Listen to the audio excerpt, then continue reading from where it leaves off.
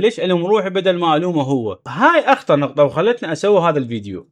اكبر كذبة يصدقها الواحد من يتجاهلنا يقول انا ممل، انا ما اسوى، انا ثقيل، يعني يبقى يلوم روحه، يمكن انا ما استاهل، فالملامة تبقى على روحك. ما يصير، لا والف لا. بعلم النفس اكو شيء اسمه التشوه المعرفي. من تنرفض هواي من شخص تحبه، عقلك راح يربط كل شيء بيك، يقعد بس يلوم بيك. ما رد لان انا ممل، ما رد لان انا ما اسوى، بس الحقيقه هو اللي بينقص، هو اللي ما يعرف يحب، وهو عنده خوف من القرب.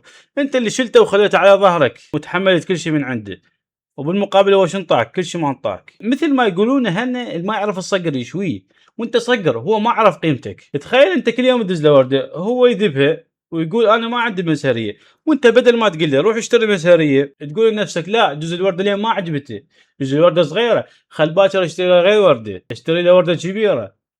هاي طيبه لو غباء؟